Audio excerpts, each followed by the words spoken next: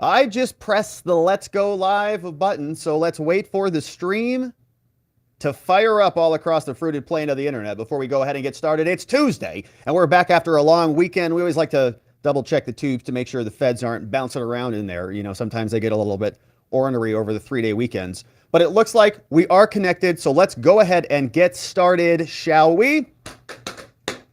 Hello, my friends, and welcome back to yet another episode of Watching the Watchers Live, the show that spotlights misconduct involving police, prosecutors, and politicians. My name is Robert Gouveia. I am a criminal defense attorney, and today we are talking about Big Fani Willis out in Georgia and her longevity, whether she's going to be around much longer, because there's this interesting plan that is percolating, and some Georgia Republicans have been talking about it, and Kemp kind of put the limit on it. He said, not really going to do it.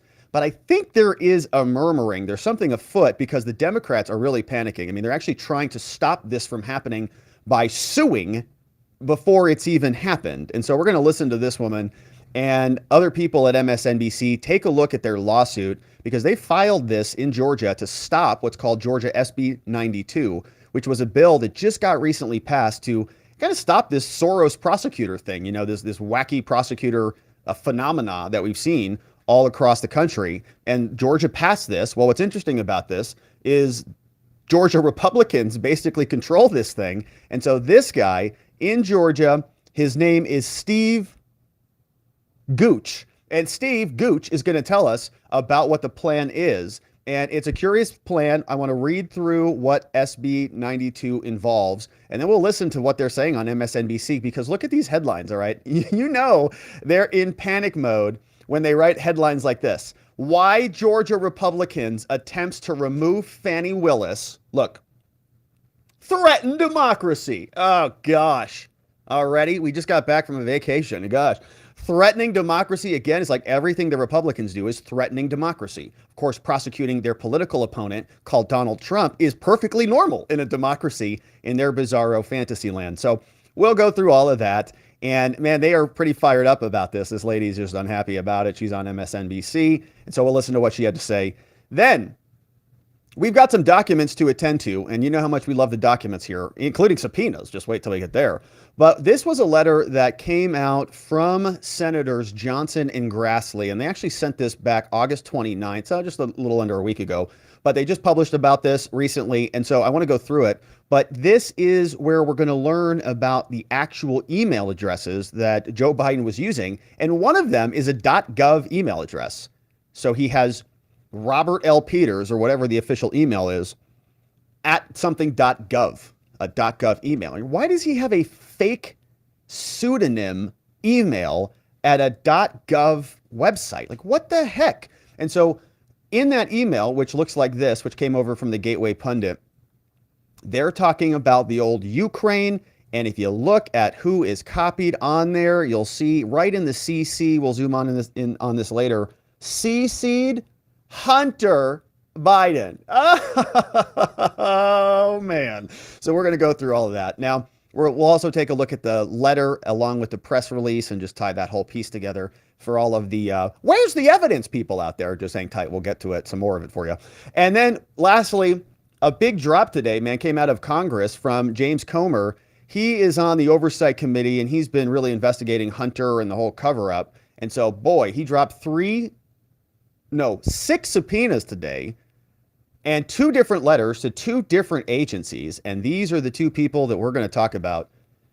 Department of Homeland Security Secretary Alejandro Mayorkas got a letter and a subpoena. And so we'll see what Comer said to him. And we also have the Secret Service who got subpoenas. So 2 different employees. And we actually have the letter to the director of the Secret Service, this woman, Kimberly Cheatle, along with the subpoenas that went out to the different employees there. So, as you can see, my friends, we have some good business to attend to. Looking forward to digging into it with you. Glad you are here and joining us. I hope you had a beautiful Labor Day weekend and you're back and ready to go, rocking and rolling. This morning, we had a fun members-only conversation about World War III and the various propaganda that is now percolating all across the world. We talked about the Russia nuke threat, apparently, their state TV. We talked about old Pootie Poo is hanging out with Rocket Man. And the Chinese spies are penetrating all sorts of different areas of the U.S. government. So we talked about that this morning at our members only stream. And we love our members and appreciate our members joining us. If you want to join us, you can do that. WatchingTheWatchers.locals.com is the place where you can go to join us. We do member only streams in the morning. We do Saturday shows. We have a lot of fun. We'd love it if you joined us. We also have a brand new website, robertgovea.com, where you can sign up for the daily newsletter. So if you miss anything here on the show and you want just a summary of the segments that we cover and the things that are happening here, sign up, robertgovea.com, get that report delivered to your inbox. And if you click the website, you'll also see there's a whole section here on reports where you can just read summaries of the different segments. If you don't have time to watch all of the videos, you can just kind of come here, get a summary of what is inside the videos, and stay up to speed. We also, before we dig into this, want to make sure that we're healthy. And, there was some Labor Day weekend activity, maybe barbecue, maybe a little too many ribs out there. You know what I'm saying? But you can't really blame yourself. It's all right. Forget about that. It's a new day. However, we do want to be healthy. And so one way we can do that is by going over to our friends at fieldofgreens.com. We all would like to lose some of those extra leftover pandemic pounds, Labor Day weekend pounds, all of that. But we've seen all the ads for the weight loss pills, the fad diets, all that stuff. And we know that we've all been there. We've all tried them. We know they just don't work. But you know what does? Eating 5 healthy servings of fruits and vegetables a day. You do that, and the weight would probably just fall right off. But look, vegetables, not a fan. And who's got time to prepare that every day? I don't. Let's talk about Field of Greens. Now, Field of Greens is a science-backed formula. Specific fruits and vegetables that you're not going to find in any other product. Proper nutrition reboots your metabolism so you burn calories faster and lose weight a healthier way. And Field of Greens is the only brand backed by a better health promise. Yes, you're going to look and feel healthier fast, but the greater proof is going to come at your next checkup when your doctor takes one look at you and says, whoa, you've lost weight. Whatever you're doing, keep it up. So let's get you started. Head on over to fieldofgreens.com. Don't forget to enter in code Robert when you check out so you can save 15% at checkout. 15% with code Robert. And let's not forget, my friends, the vegetables want to be eaten. That's why they're here. Look how excited and happy they look. You're going to feel bursting with green energy, the good kind of green energy. Results not typical. And of course, check them out, fieldofgreens.com, code Robert at checkout. All right. Let's get to it. Because we've got some Fani to attend to. All right. Democrats pretty unhappy about some efforts to remove Big Fani Willis, the biggest DA in Fulton County, Georgia. Big Fani is prosecuting Donald Trump, and many people say there are some pretty big problems with her case, including that this might be brought by a partisan hack prosecutor that violates ethical norms. Maybe she's hiding exculpatory evidence. We've covered a lot of that here.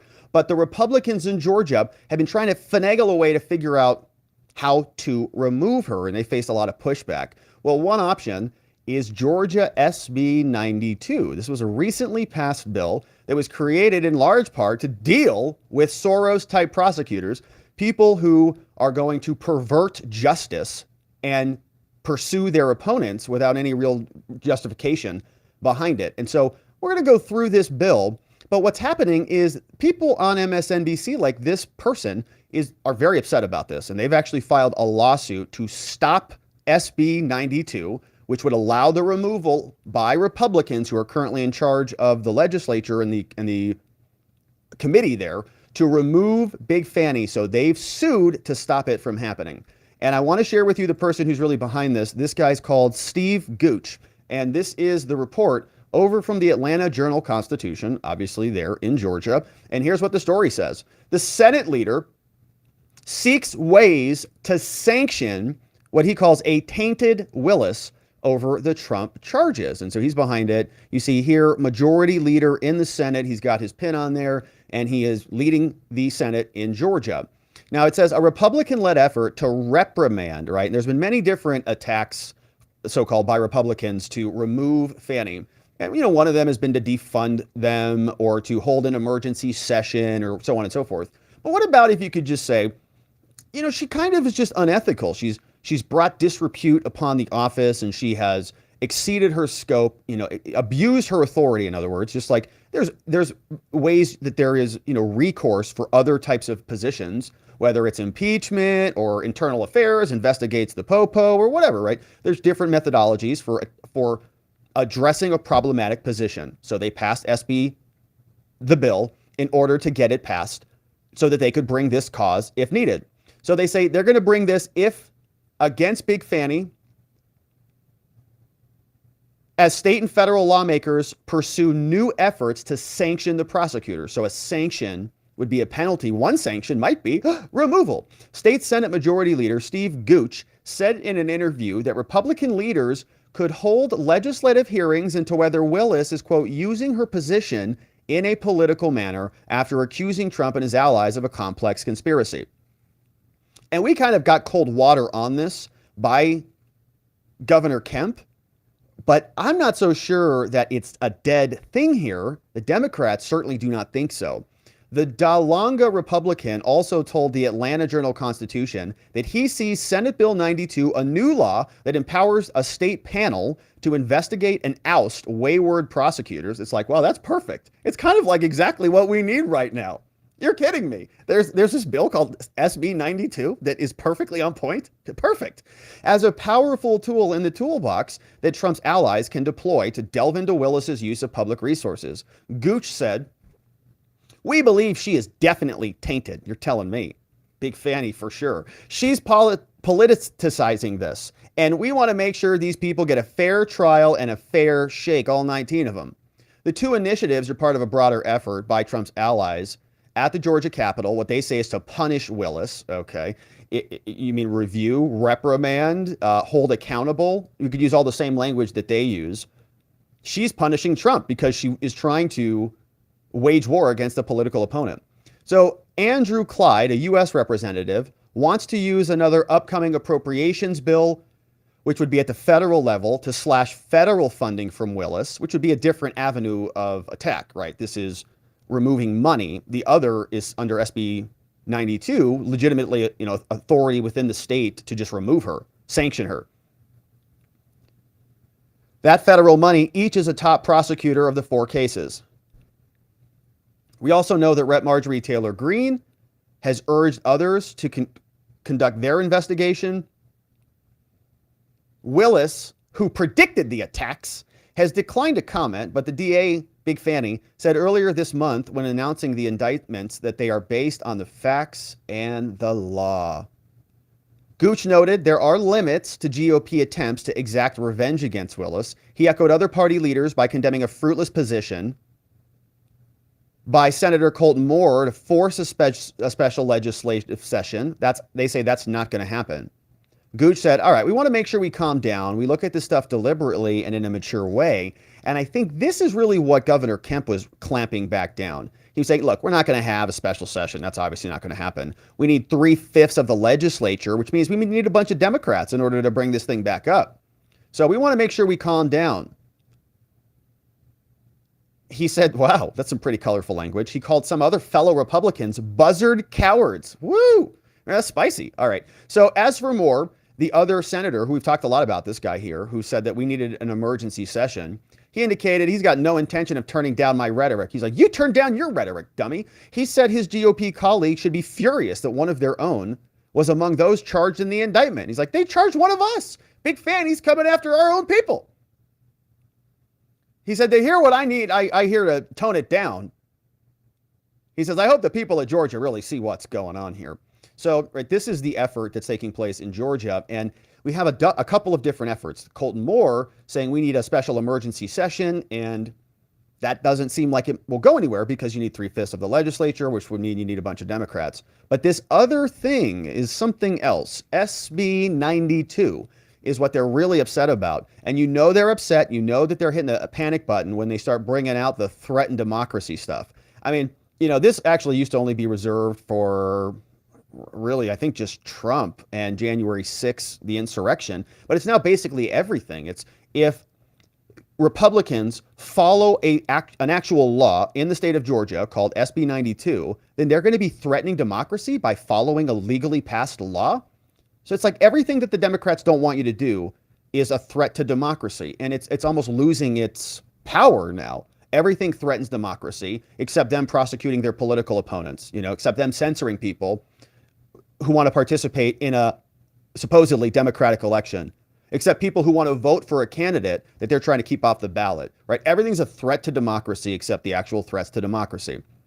But this is what they are articulating. This is an opinion piece over from MSNBC, and this was written by Jill Habig, this woman here. We're going to listen to her in a little bit, so we'll get rid of that. But we'll hear what she had to say about it. But this is her opinion piece, and she actually filed a lawsuit, and her team has done so. But here's what she says. Why Georgia Republicans, their attempt to remove Fani Willis, threaten democracy. What, are they insurrecting Georgia by following the law? What is happening? We're living in fantasy bizarro land. A new state law threatens the ability of prosecutors to do their jobs by exercising discretion and judgment. And it's like, no, it doesn't. It questions their discretion and judgment. So she's made some decisions. She's taken discretion, Big Fani has, to prosecute Trump. Many people would say she's exercised pretty poor discretion and pretty poor judgment, and the law empowers the legislature to have a check on this position. So here's what she says, and again, this is an opinion piece. She says, as Trump traveled around Atlanta to surrender and be processed, Clint Dixon, a Georgia senator, suggested a new way that Republicans could help Trump avoid jail. Remove Big Fani from office. Trump has tried other extraordinary tactics to stall this case. But one thing that has popped up is SB 92. While signing the bill, Governor Kemp signed the bill into law. So it'd be very interesting if he came back out and said, the bill I signed into law, I don't want you to use. While signing the bill, Kemp said that the new law would crack down on rogue or incompetent prosecutors who refuse to uphold the law. Now, the Georgia legislature has limited power to remove prosecutors directly, but SB 92, this is according to her, allows anyone, including members of the assembly, anyone, including members of the assembly, to submit a complaint to a newly formed oversight body called the Prosecuting Attorneys Qualification Commissions. What on earth? There's a Prosecuting Attorneys Qualifications Commission in Georgia? I wonder if they would have any interest in hearing opinions from people who have a thought about Big Fani's qualifications. And anyone can just send a complaint in? That's pretty curious. This commission has the authority to suspend or remove any elected district attorney. This commission, wow. Any elected district attorney in the state for a wide array of decisions, statements, and conduct, including the stunningly, again, this is somebody who doesn't like this law writing this, including the stunningly vague charge of conduct prejudicial to the administration of justice, which brings the office into disrepute. So they're very upset about that. Oh, this is unconstitutional. This is vague, I'm sure is what their argument is going to be. But perhaps the murkiness is the point. No, you're right. It should be as clear as like insurrection, right? It should be exactly the same as that because everybody knows what that means. Everybody's being prosecuted for it. Nobody's actually been criminally charged with it. And everybody's saying it's the worst attack since the Civil War. Nuts. So they just kind of pick and choose their statutes and what the law allows them to do. She says, even though Kemp made statements on Thursday that discouraged Georgia officials from retaliating or let's say investigating Willis, those statements are too little too late. He already opened Pandora's box by creating a partisan commission with broad and vaguely defined authority, a commission on which he controls only 25% of the appointments. So now this committee, and I'm going to share with you the bill, what it actually looks like so we can see the mechanics of it. But right now, the makeup of this, according to an opponent of this, says composed exclusively of members named by Republicans. Oh, you're kidding. You mean almost like what, the January 6th Select Fake Garbage Committee that was all named by Nancy Pelosi? Oh man, it stinks when it happens the other way, doesn't it? So this composed committee is named exclusively by Republicans. The commission officially gets up and running on October 1st, baby. Woo! And we're in September now, so this is going to be here soon. But it has already become the partisan tool we feared, unlike what Liz Cheney and Adam Kinzinger did along with Nancy. The specter of Willis's removal merely for the, quote, disreputable conduct of seeking charges against the president is alarming. That's not the disreputable conduct. The disreputable conduct is that she's overcharging and she is apparently, as we talked about previously here, hiding evidence that's exculpatory, that tends to show that the people who are being charged were following lawful precedent from the 1960s when the Democrats did the same alternate electors plan back in 1960 with Nixon versus Kennedy. They tried it. Nobody got prosecuted for it. Big Fani has gone the other direction. And there's transcripts and interviews that we've already read through here. So there's a lot of disreputable conduct, and this is just scratching the surface. So she says it takes a certain level of chutzpah for leaders like Dixon and others in Georgia to punish prosecutors for making decisions and punishing her for being too harsh. And so last month, we're going to take a look at this. Our team at the Public Rights Project is suing Fulton County on behalf of, of a bipartisan coalition of 4 Georgia prosecutors who've challenged the constitutionality of the new law. They don't even want a law that's already been passed to be executed. And the only reason they're challenging it is because it might be used to remove Fani. And if Fani's removed, that means Trump gets a victory. They don't want that to happen. At its heart, the law threatens prosecutors. And so on August 24th, we asked for a preliminary injunction to try to stop all this stuff from happening. They say the law is anti-democratic, even though it sounds like it was passed by a legislature, signed into law by the governor in order to redress a problem that the people have identified and wanted by voting for their representatives. But it's anti-democratic. Fani's disreputable conduct is not anti-democratic. Prosecuting Donald Trump is not disreputable conduct. Shattering hundreds of years of precedent in American history, becoming like a country that we used to laugh at or mock, saying, wow, yeah, look at those elections. That's basically where we are now. But they're saying this simple operation of a lawfully passed law is now unconstitutional or anti-democratic, let's say. Prosecutors are elected by voters, right? And so are the legislatures, the representatives in the legislature. When local communities do not like their DAs, she says they can vote to remove them. So this is a very, very big problem. And this is a worrisome pattern. And so we're going to see what the Republicans do over there. And it's going to start forming in October. And so we'll be looking forward to that. Now, before we hear her explain it and listen to a little reaction from her, this is the actual law. This is what it says. Georgia, SB 92, lot of legalese here, 10 pages. We'll just hit the highlights. They say it's amending this portion of the law pursuant to the Georgia Constitution. Here's what we're doing. We're creating a prosecuting attorneys qualification commission. And this commission, which is going to be in effect October 1st, which was like, hey, we got a job for you guys. Welcome aboard. They shall have the power to discipline, remove, and cause involuntary retirement of people like Big Fani Willis. The committee is going to have 8 members, 5-member investigative panel, 3-member hearing panel. They're going to be responsible for investigating prosecutors, investigating misconduct. They say the selection of an individual shall be an active member of the State Bar of Georgia. They're going to adjudicate formal charges, issue disciplinary orders, issue advisory opinions, and make recommendations. Love that. Yeah, it's very important to make sure that, this sounds like perfect law. Yeah, attorney means a lawyer who's been an active member. The prosecuting attorney's counsel may recommend the appointing of authorities. The 5-member investigative panels will be appointed. Look, so this is what I was curious about. Who's going to make up this panel? So one attorney who's a prosecutor, sometimes they'll split this. One attorney as an assistant DA, all right, so 5 people. Number 1,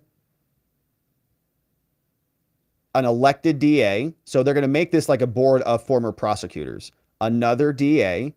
2 practicing attorneys shall be appointed by the Speaker of the House of Representatives, which is presumably in Republican control there, which is why they're flipped about this. If the Democrats were in control, sure, they wouldn't be too upset about it. 1 attorney with at least 5 years as a DA shall be appointed by the Senate committee. So the Senate votes on it. And another one from the House. All right. And so we see they're splitting it up. They shall elect chair people. And then we have 3 members on the hearing panel. 1 elected district attorney shall be elected by a vote of the Senate. One should be a judge, a former judge, at least 10 years as a judge. And then the rest of this, they're eligible to maintain their position as long as they're in good standing and so on. No ex parte communications if you're on the commission. And I've actually been on commissions like this, or on a commission like this. So it's interesting to see how it is drafted. But this is how it works. Looks like a perfectly, set of statutes, perfectly crafted set of statutes. And it's now in place. And wow, so they're going to be able to investigate and remove Big Fani Willis. Wow, that's pretty interesting. And so obviously they're very unhappy about this. This is the lawsuit. You can see it's 123 pages long. We're not going to go through it all, but I just wanted to share with you. They say, look, 4 of us are duly elected DAs of Georgia, and we request that this court enter an injunction against the defendants, which in this case is this new board, right? It's this new commission, to prohibit the enforcement of this bill. Because if they allow this bill, then there's going to be a bunch of complaints that go in. The Republicans are going to fill this commission, and hopefully they do something about her debasement of Georgia law. Enacted earlier this year, SB 92 amended various provisions of the law to create new obligations for oversight over local prosecutors, including removal. They say this violates the Constitution and poses an imminent threat to the plaintiffs and their offices. Right. So she's saying we've got standing because we prosecute people in Georgia. And what happens if we do a terrible job or something, or don't do a terrible job, and this committee comes after us? It's going to threaten our capabilities. It's going to impact the administration of our justice system, the rights of the defendants, the will of the voters as well, who have duly elected prosecutors throughout the state. Well, they've also investigated or voted for and elected legislators. So they say, in this case, Your Honor, the equities favor the entry of an injunction, meaning that when this time comes, the commission should not be allowed to go into effect. They should not be allowed to be operational. And so they file 123 pages, and you can just see, the rest of this is like, oh gosh. So they don't want a lawfully passed law to go into effect because it might result in the removal of Big Fani Willis, who is their most favorite Fanny in all the country. And so this woman is the person who wrote the opinion piece, and here is what she says about this on MSNBC. Just a little. It is good to see you. Can you just tell us where your challenge stands right now? Yes, so Public Rights Project is representing a bipartisan coalition of district attorneys led by Sherry Boston. And we just filed a preliminary injunction motion a couple of weeks ago, basically asking the court to stop the commission from initiating any investigations or disciplinary proceedings. That sounds like an insurrection. On the court to set a hearing on that motion. Insurrecting a committee. And we hope to have that motion resolved by October 1st, which is when the commission is currently slated to start receiving complaints and initiating investigations. So, Jill, if your organization's lawsuit is unsuccessful, could this commission be a vehicle to punish and remove Fani Willis? Let's do it. Absolutely. Our problem with this commission, and the reason why we filed this lawsuit in the first place, is it gives essentially a blank check to a partisan commission. Democrats had no role in appointing members of this commission. Just like the J6 committee, just like what happened with Liz Cheney. Remember, we wanted guys like Jim Jordan on that committee. We wanted people who would actually ask hard questions and present a contrary opinion. But they said that didn't matter. The Republicans could just get bent. H.R. 503 required a specific number of Republicans, 5 of them. There weren't 5 of them. There were 2. And guess who appointed the 2 Republicans? Pelosi, not the Republicans. So what's good for the goose is good for the gander, as they say. And the commission has broad powers to investigate, discipline, and even remove prosecutors for a full decade, despite those prosecutors being duly elected by their own voters. and it has really broad criteria to initiate that kind of stark discipline. For example, it can discipline prosecutors for conduct that, quote, brings the office into disrepute in the eyes of the partisan officials who created this commission. And so, isn't it amazing? It's like literally she's describing Liz Cheney. We have a lot of concerns with this commission. In addition to separation of powers, it also is a tool to retaliate against prosecutors for free speech. It can punish prosecutors for being honest with their own voters about their priorities or it can rein in prosecutors who are dumping all over due process, breaking the presumption of innocence, wielding the power of their office to prosecute their opponents, being a big Democratic prosecutor, taking out all of these different Republicans, just listing 19 co-defendants because you hate the Republicans and just kneecapping your enemies at the very beginning of an election season. Yeah, they hate that type of stuff. They do it, but they don't want Republicans to do it back to them. How to use their limited resources in the criminal justice system. And it really has, almost a blank check to remove prosecutors just for doing their jobs.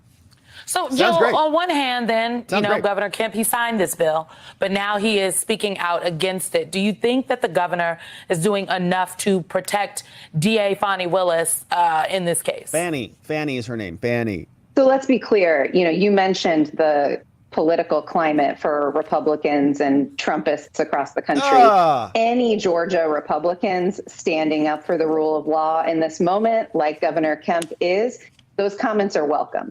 The problem is they're too little and too late. He's already opened Pandora's box by creating this commission in the first place, and he only controls 25% of the appointments to the commission. So his statements don't really change the fact that he already created a tool for partisan retaliation against prosecutors in his state.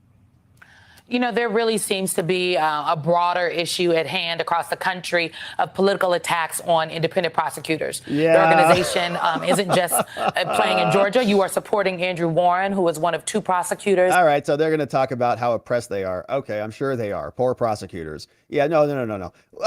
It's not just normal criticism for people who are stepping into the political coliseum, or I would say running it or feeding people in the political coliseum. People speak out and respond to them, and they say, we're under attack. They're criticizing us. Independent prosecutors. Did you hear her say that? Independent prosecutors? These people are the same people who ran on the basis of being anti-Trump and Democratic super hacks. So you can see the Republicans do have an interesting card yet to play. SB 92. Should be a lot of fun when it does drop in October. We'll continue to cover it, my friends. Thank you for liking this video and joining us by hitting that subscribe button so that you don't miss it when it comes through. And we'll be here with you to attend to it. All right, and so let's carry on because we've got now some fake emails apparently to talk about from our fake president. Senators send a new letter and it reveals Joe Biden's email address. Apparently he used a .gov with his fake names. So our president is in more hot water as the days go by. But the email that we'll take a look at, you'll notice here it says Robert L. Peters, which is a very big pseudonym for the president, in the subject line to Robert L. Peters at pci.gov. At pci.gov. And I went there earlier and I could not find anything actually that worked at that domain. But what's more curious about that, the fact that our president is using a fake pseudonym along with a government address, is the fact that here in the CC section, look who's right there. Hunter Biden, hbiden at rosemontseneca.com. And so we're going to go through that full email. All that came over from the Gateway Pundit. They're the ones who dragged that down. But here is where the story starts, because Senators Johnson and Grassley are continuing to ask questions about this, and they've disclosed the emails and the various names. They posted this on September 1st. They said, on Tuesday, ranking member on the Senate Permanent Subcommittee on Investigations, Chuck Grassley from Iowa, they sent a letter over to Colleen Shogan, the archivist of the United States National Archives, NARA. The same people who threw a hissy fit over Donald Trump's overdue library books, authorized by the Biden administration to disclose a bunch of stuff to the FBI, authorizing the investigation. And so they're all in cahoots here. But now the National Archives apparently are covering up some of this stuff. They're not responding to Congress. So they sent a letter. They want records and responses from a 2-year inquiry into Joe Biden and his use of pseudonyms and personal email addresses for official government business. And we're going to go back to that email and see exactly what they're talking about. This letter follows reports that NARA has identified more than 5,000 emails and documents from a FOIA request. Johnson and Grassley, they started investigating this 2 years ago, and these are all the things that they're asking for. And so let's jump right into the letter so we can see exactly what they want. They sent this one from the United States Senate over to the Honorable Colleen Shogan, National Archives and Records Administration, NARA. They say, "Dear Archivist Shogan, we are continuing our oversight of VP Joe's pseudonym use and email address with personal email address and the use for official government business." And we can see here that this has been signed by 2 senators, Ron Johnson and Chuck Grassley, Budget Committee, Subcommittee on Investigations. So this says to Miss Shogan, "We initially identified these pseudonyms and these personal email addresses a couple of years ago, July 30th, 2021, and we sent a letter to the White House requesting information back then on what steps VP Biden took to ensure that he followed federal record keeping and archival requirements." Archival requirements. You know, Donald Trump is being prosecuted right now for not following archival requirements, right? You understand that? For not turning documents back over for proper archival, for being in possession of documents. And the vice president, when he was the vice president, Biden, he was using fake emails and fake names. Don't know if any of those were archived. Don't know if he was talking about classified materials. Don't know anything about it. That's why these emails are pretty important. So for all the hysterics out there screaming at the Republicans about Trump being so negligent in his possession of these documents, what was happening with all of these other addresses? The White House failed to respond to that letter and to 2 additional letters on the same matter sent on June 28, 2022. We sent another one January 11, 2023. The National Archives, the people who care so much about transparency and about classified documents, they don't even respond to Congress about it because it's their guy they're protecting.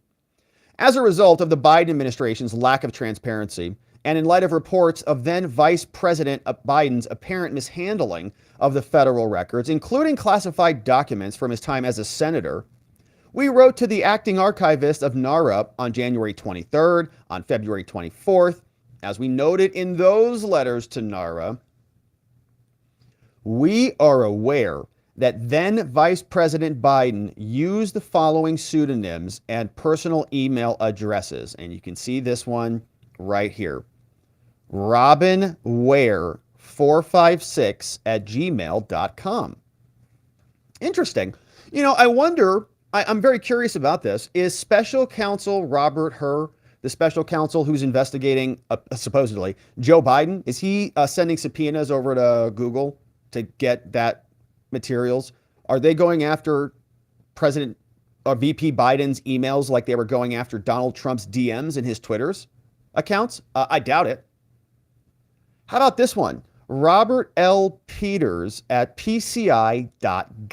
And you're thinking, well, that's strange. What is PCI.gov? Well, I tried to go there earlier today. Doesn't resolve. Doesn't go anywhere. Don't even know what that is. Do know that it's a difficult thing to just get a .gov address. And so who was hosting it? Where was that going? What's contained in there? Classified documents? Who knows? But it's a fake name on some unlisted government domain. We also have pseudonyms called JRB Ware and 67 Stingray, which I think was that Corvette that he was driving when he was parking it right next to the classified documents that he had sitting in his garage. So a lot of questions about any of this. And they raided Mar-a-Lago to see if there was classified documents there. We don't know. Are there classified documents? Have they subpoenaed this? Did they raid his Gmail?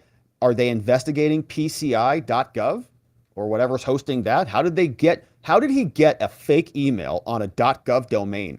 Who set that up for him? So based on NARA's June 24th response to an email or to a FOIA request, we understand that NARA has identified approximately 5,138 email messages, 25 electronic files, 200 pages of potentially responsive records. Okay. Over 5,000 emails that include each one of those. Robert L. Peters at PCI.gov, whatever it is. JRB Ware, Robin Ware. That's what the National Archives have. But what do they not have? That must be stuff they're copied on, that they got their hands on. But what about the criminal stuff that didn't make its way into the government's purview, which is why you use those systems? The pseudonyms and personal email addresses may be contained in that batch. Further, we understand that NARA has not produced any records connected to this FOIA request. So Congress, these senators say, as of June 2022, NARA stated that the records listed above were, quote, being processed for review and for access under the Presidential Records Act and FOIA, and they're subject to the provisions. And, we have to notify the representatives of the former president and the incumbent president and the former VP prior to the release of any VP records. So, hey, we got to notify Obama. We got to notify everybody. Over a year after NARA claimed that Biden's records were under review, and over 2 years since our first letter, it's still unclear whether this is complete. So back then, he says in June 2022, they said, oh, no, like we got your request. Hey, we're working on it. But just so you know, we got to notify everybody, get their permission, and then we'll get back to you. And they said, okay, well, it's been a year now. So what's the status? Let us know. In order to better understand the process and to assist us in our 2-year inquiry into the then VP Biden and his use of personal email addresses for official government business, we request the following information. It's like Hillary deja vu. We're going to find out that he's like, wiping his emails with a cloth? He's going to have an email server in his basement too? Please provide a detailed update of the status of the review of the 5,138 email messages, 25 electronic files, 200 pages of records that are responsive. Which presidential offices participated in this review? Have representatives of the presidents completed their review? Which offices involved? How many records are outstanding? Now, they say, NARA, by the way, regarding the discovery of the Biden records in the Boston office of Pat Moore, Biden records in the Boston office of Pat Moore. As of March 2023, NARA informed our offices that NARA had not reviewed the contents of the boxes found at the office in Boston. They said, no, we're still looking through the boxes. So we got questions about that. First of all, why were those records at Pat Moore's place? Were those classified records? Has NARA reviewed the contents of these boxes? If so, did any of Biden's records discovered in Mr. Moore's Boston office include pseudonyms and email addresses? Did it include this name, Robin Ware 456 at Gmail, Robert L. Peters at PCI.gov, JRB Ware 67 Stingray? If not, is NARA confident that the 5,000 emails are the complete subset of records that contain these pseudonyms and personal emails? In other words, are there possibly any more of these records anywhere else in the National Archives? Please produce all records that are responsive. Let us know about all this as soon as possible, but no later than September 12th, 2023. Your friends, Ron Johnson and Chuck Grassley. So that goes over to the National Archives, and you can see these are all of their prior letters. So this full PDF is, of course, on the mind map, and you can read through it. But these are all of their prior letters that they sent, and we'll see what the National Archives does about this, if anything. But the big concern here is we're asking ourselves, what were those emails being used for at PCI.gov? Well, Gateway Pundit has done some digging on this, and here's what the story says. That first of all, the National Archives missed the deadline to turn over the Biden pseudonym emails. So we're not sure that we're going to get much from them, period. But we also know that these emails were very curious. The ones that did have Joe Biden's fake name in it said the following. They released an email from May 2016, and it was sent to Joe Biden's email account. This came over via XR Vision, and here's what the email says in total. From John Flynn, who apparently is at the Executive Office of the President, Office of the Vice President. He sends a letter, an email, May 26, 2016, 10:08 p.m.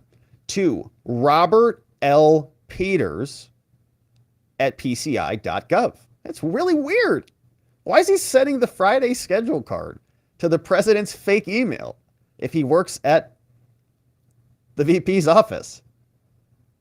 Somebody else have access to that email? And presumably he just sends it to Joe Biden at thewhitehouse.com or whatever his email address is, right? Why is he copying this? And he's saying boss, meaning he's sending this to his boss, the vice president. And guess who else is copied here? CC Hunter Biden, hbiden at rosemontseneca.com. Message, boss, 8:45 a.m. prep, 9 a.m. phone call with guess who? President Poroshenko, Ukraine. Interesting. What's happening there? Then we're off to Rhode Island for infrastructure event, and then to Wilmington for the UDEL commencement. Nate will have your draft remarks ready and delivered later tonight or with your press clips in the morning. Respectfully, John. Here's my phone number. Here's the attachment for the Friday schedule. Very curious. So why is Hunter being copied on phone calls with President Poroshenko? They don't talk business. I mean, we know Hunter got paid $83,000 a month, $1 million a year for his consulting expertise on Burisma, but what is this about? Obviously, Joe Biden kept a very strict wall between the two, and this can't possibly be related to business. All right. Now, what's also curious about this is on that same date, after they prepped for the phone call and actually had the call, here is what the White House, Obama's White House, posted on their website. This is the readout of Vice President Biden's call with President Poroshenko of Ukraine, right? So the call actually happened. It says Poroshenko spoke today. President spoke with Poroshenko of Ukraine, congratulated him on the release of a pilot, discussed the importance of continuing to institute reforms in the Office of the Prosecutor General. Look at that. Isn't that curious? We need to institute reforms. Hunter Biden's there like, yes, institute a lot of reforms. You're going to fire Victor Shokin, who's prosecuting Burisma. Get rid of him. Biden's like, yeah, we'll fix your corruption over there, while he's selling literal corruption. And the significance of Ukraine's progress toward implementing judicial reforms, they condemn the attacks by the Russian separatist forces in eastern Ukraine and condemned Russia's persecution of Crimean tatars, right? So we're like, oh gosh, all right, it's like deja vu all over again. So very curious. And Hunter Biden is included on that phone call for whatever reason, probably so he can relay it back to Burisma and say, hey, my daddy's talking with the president. He's going to put pressure on Victor Shokin, and eventually you will see some action. And guess what? Eventually there was action. And so there's a lot of questions here.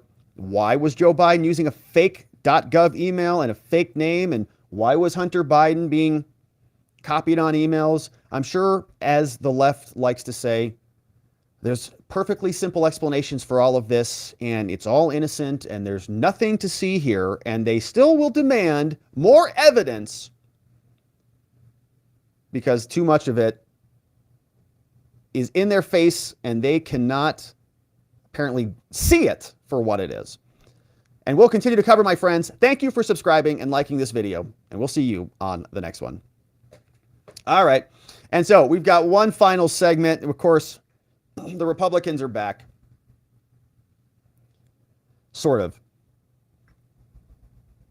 Congress is getting back in session, and they're coming out with a bang. James Comer now subpoenaing both the Department of Homeland Security and the Secret Service. We've got a bunch of employees who are waking up with congressional inquiries delivered to their inbox. And so we're going to talk about both of these agencies, Department of Homeland Security, Alejandro Mayorkas, and the Secret Service, Kimberly Cheatle. All of this relates to the investigation into Hunter Biden and questions about why these agencies are stonewalling congressional requests, why they're, in my opinion, covering this whole thing up. Congress said, all right, enough already. You're not responding to our letters. Now it's time for a big fat subpoena. Enjoy. Here's what Comer posted on September 5th. He said, all right, this is it now. We're subpoenaing everybody, Mayorkas, DHS, Secret Service employees. They're obstructing and politicizing this investigation. He says today 6 subpoenas went out after DHS employees blocked the Secret Service from sending info to Congress. Homeland Security stopping Secret Service from communicating to Congress.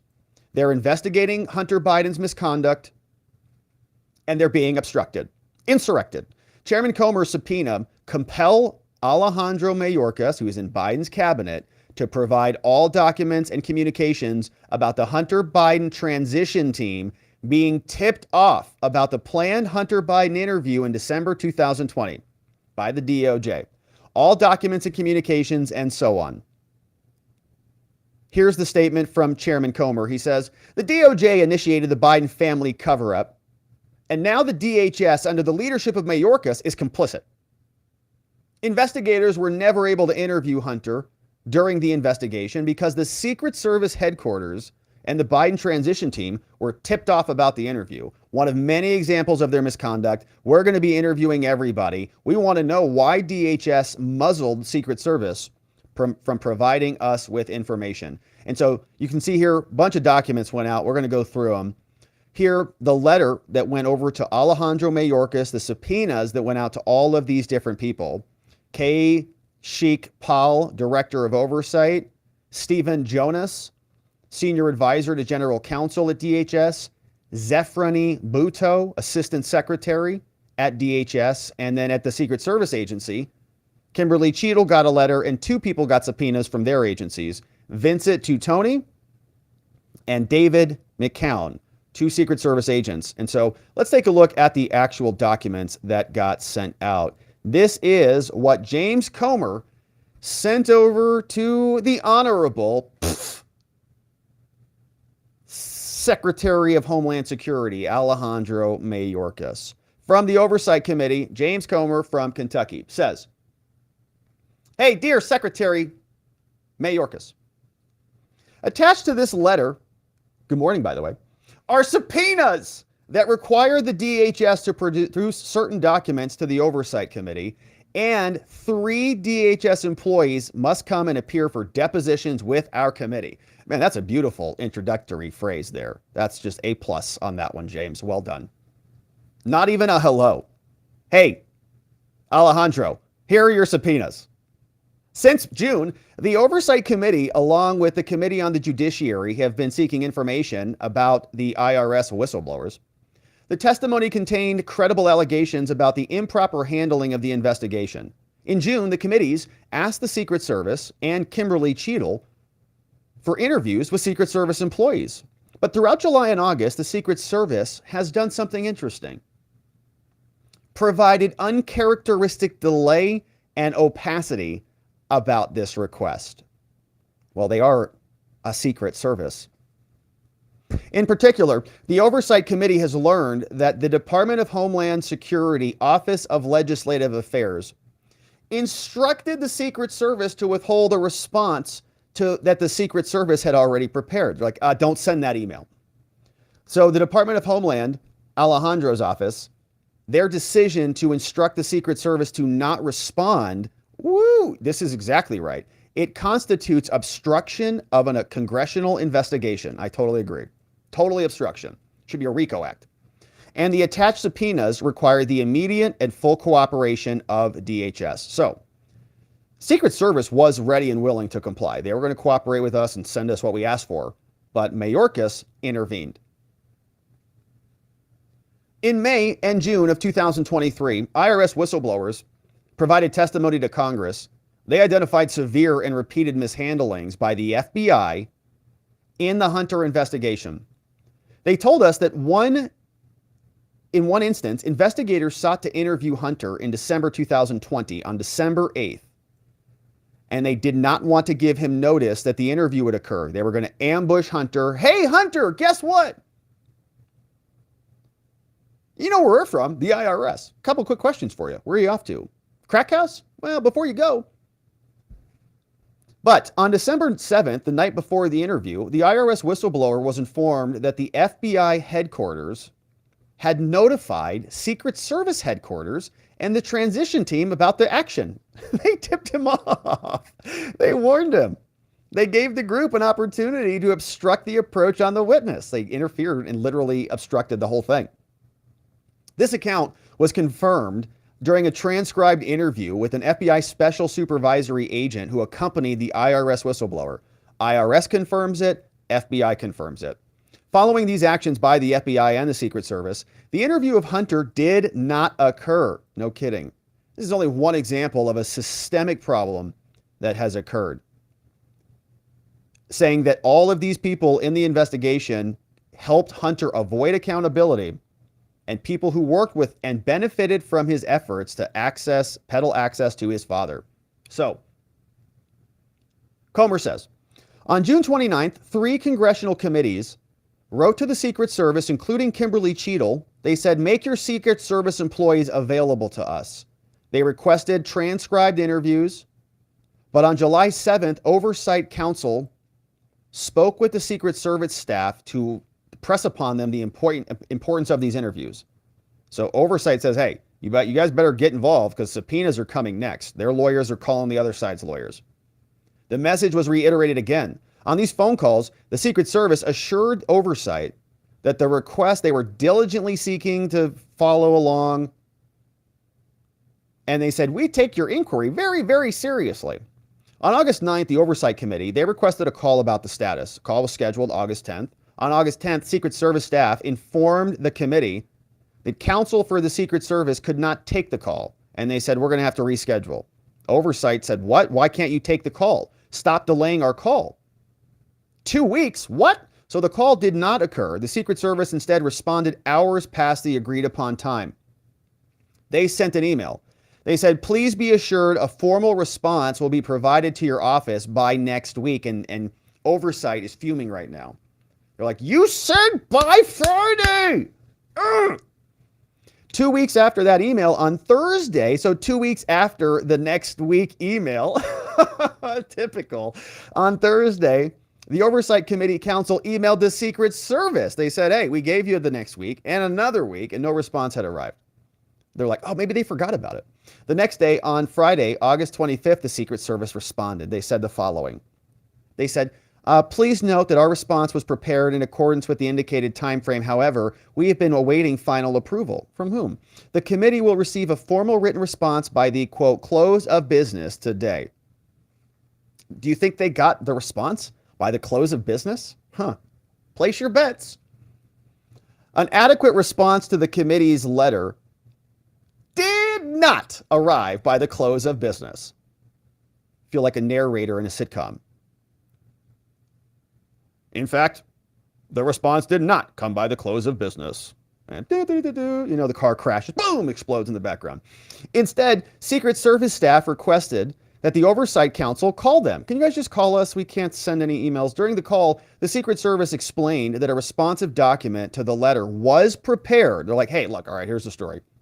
I can't put this in writing, give me a call. But they say, we have our response. Here's the deal. Homeland Security has instructed the Secret Service, do not send the response, right? That's the Biden transparent administration, Mayorkas. Secret Service, do not even respond to Congress. Then several hours later, Secret Service provided a letter to the Oversight Committee that did not identify the individuals in the letter. So then they're like, oh, okay. Well, we'll send you the letter, but it's not going to include anything you want in it. The response rather stated that in the course of the review, the Secret Service was not able to identify, look, any current employees with firsthand knowledge of the events. In addition to the Secret Service employees copied on the email were these other people, Stephen Jonas, senior advisor, the lawyers, and director of oversight, and so on. So they delay. Then when they send it, they don't actually identify anybody. And they say, well, we haven't found any current employees. And so they're delaying maybe to fire these people, remove them, so they don't have to actually identify them, right? They're buying themselves time in order to get rid of them, maybe. The August 25th letter says also,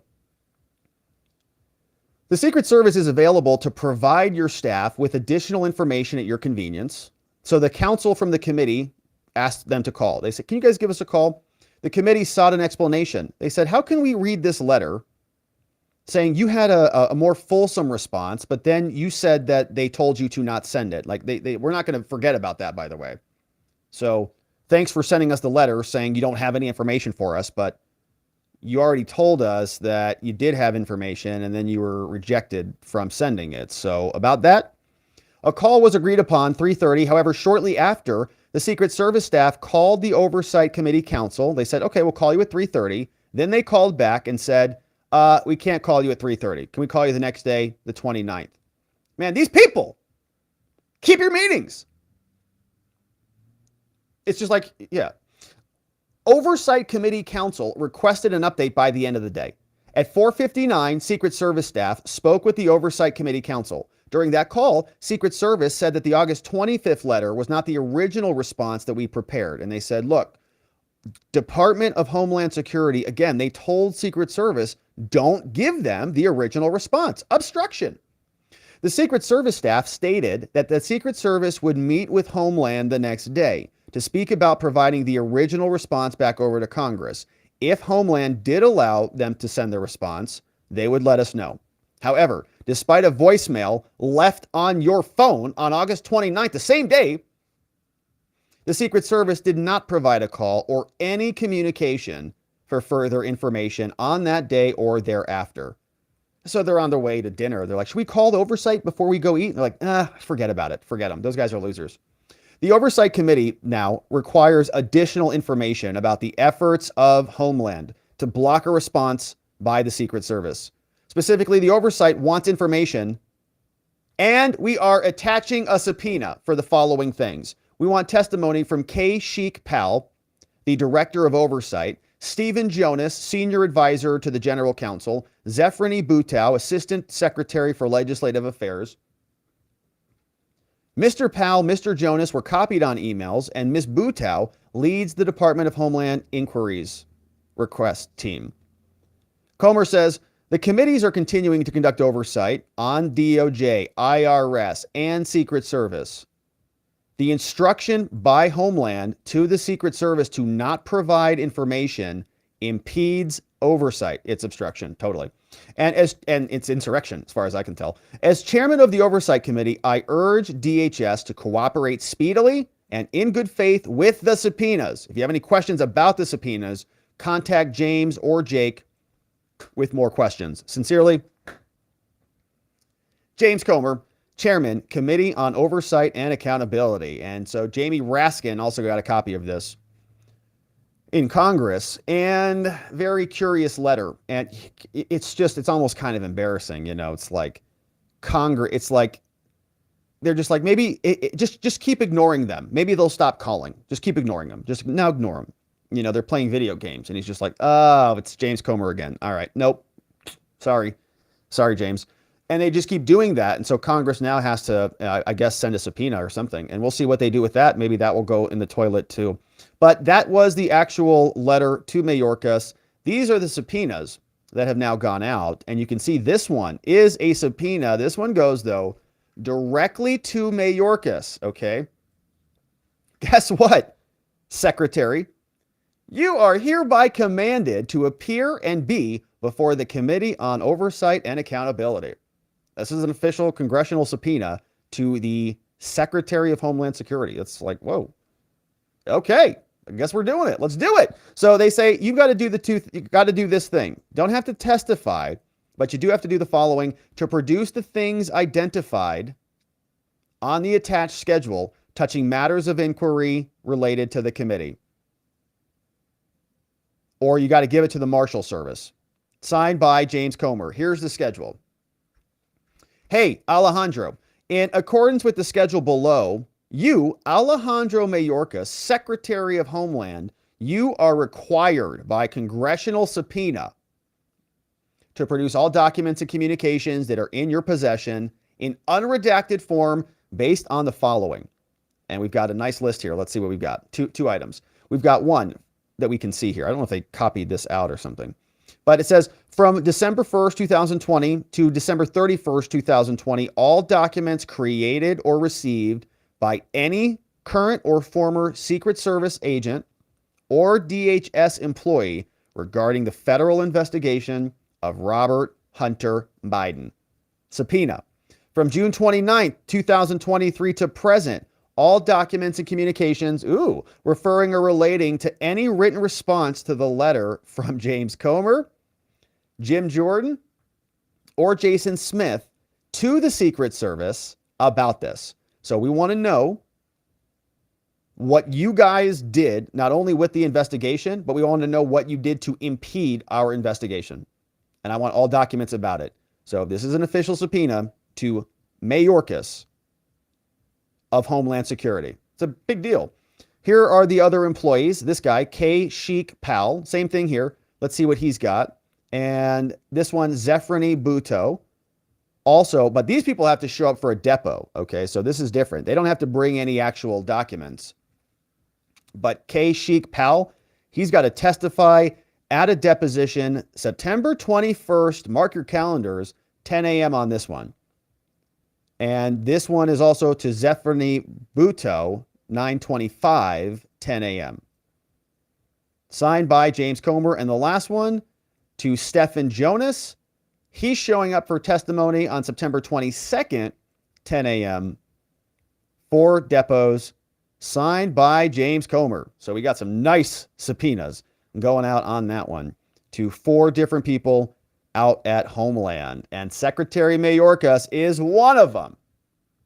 We'll see what they do about that. They don't like these subpoenas. We know the last time we were here, Christopher Wray and the FBI, when they got a subpoena, they had a big problem with it. And they were fighting pretty aggressively. We'll see what Homeland does. Now, this is the other letter from James Comer. Very similar in form, so we'll just hit the highlights, but I want to share where this one's going. Also from the Oversight Committee to Miss Kimberly Cheatle, the Director of the United States Secret Service. They say, all right, Kimberly, guess what?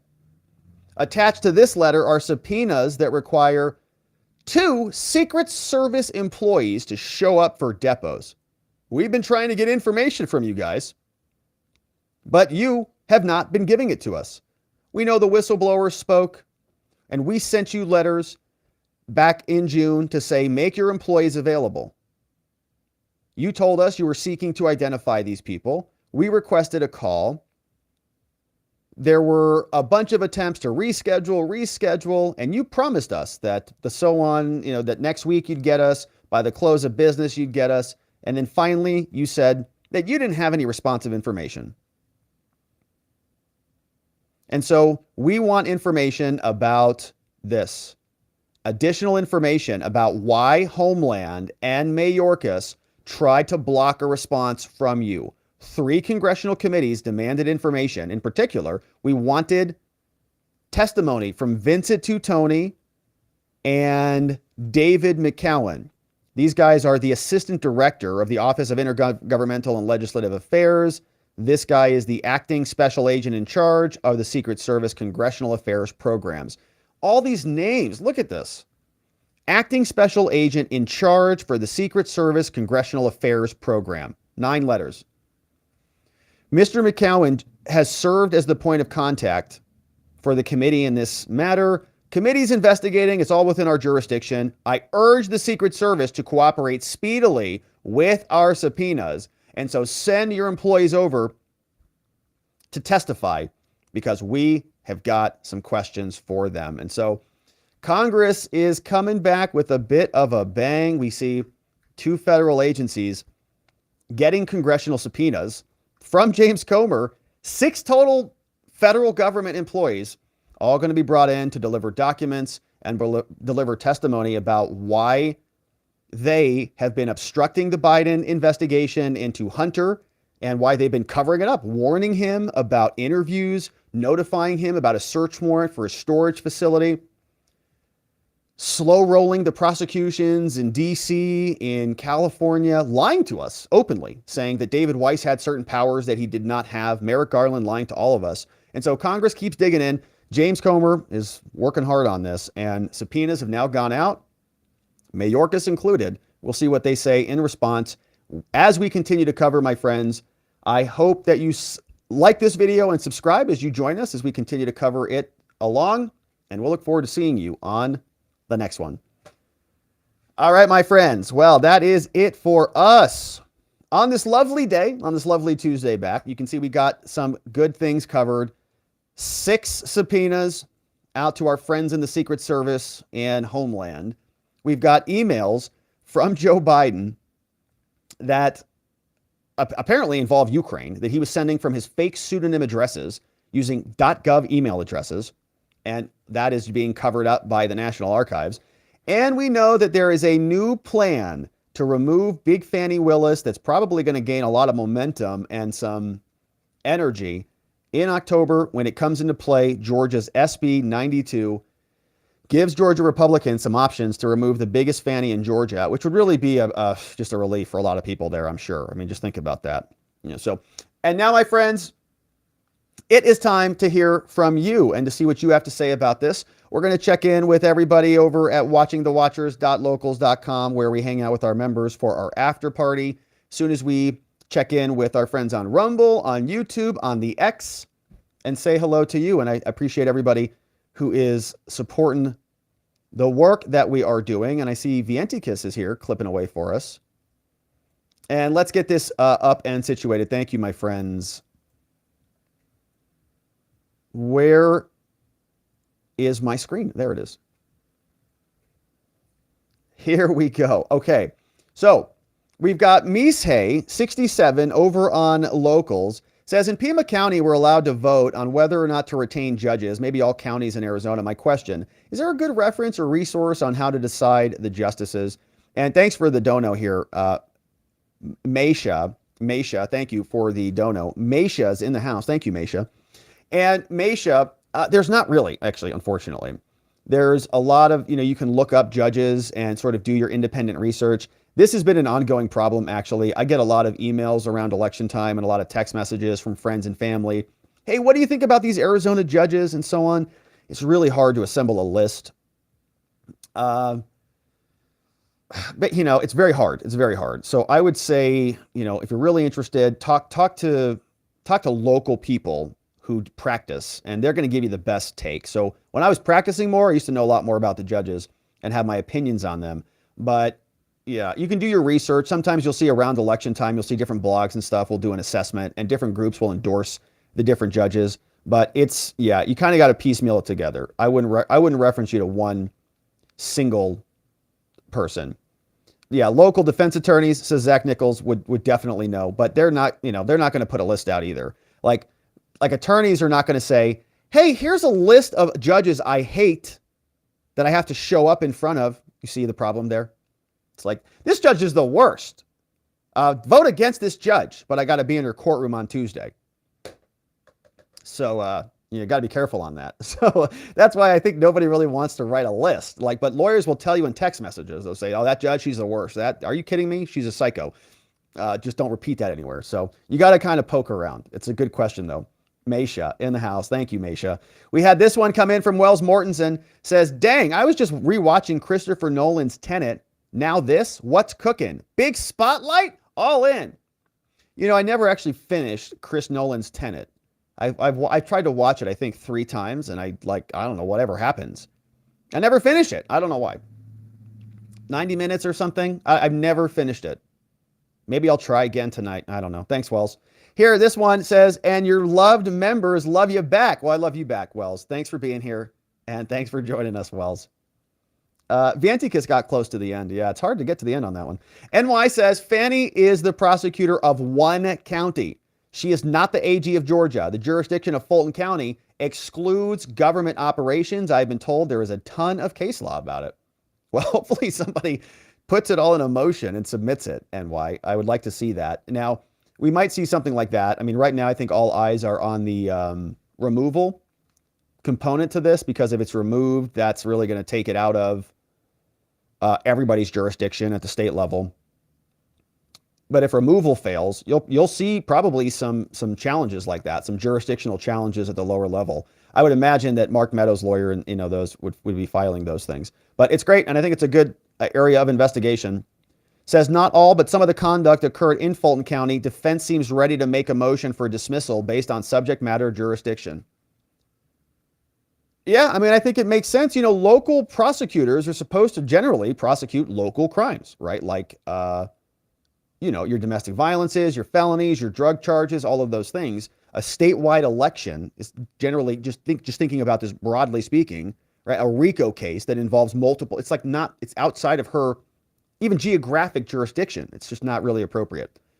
We got Terry Clark says the GOP should get a hold of the IT guy who created the email addresses for Biden, put heat on him, get him to spill his beans. What is that? What is PCI.gov? I mean, I tried to look it up today a little bit, and I didn't, I'm not an internet, 4chan hacker or anything, so I can't figure out everything. But I was looking around. I'm like, I can't even figure out what agency did this used to even be an agency? And I wasn't able to find much about it. So it is curious. And why would he be using that email? It's like a Gmail account. I think Hillary's was like Hillary Clinton emailed or clintonemail.com. Like they set up their own domain, which, okay, that's fine. Like everybody can set up their domain and keep their domain separate and secret. That's not complicated. But getting a .gov, that is a complicated thing. Like it's government. So who put that on the government entity? I don't know. Yeah, it's not good. Terry, thank you so much. This one from Wells says, out of your mom's garden produce like me today? Field of greens, do the veggies want to be eaten? Yes. Wells says, should you test yourself against your diet to see what agrees and what does not? Yes. Would field of greens help? Probably. What's the worst outcome? Extra vitamins. Says, girls, consider keeping a diary on what works with your own diet. Consult the dates and impacts. Knowing what agrees with you prevails. I would know. 20 pounds down, sweetie. Veggie rock from Wells Mortensen. Wells, what a fun comment. Congratulations on the weight loss. That's huge. And man, so I had a, what was that? Sunday night.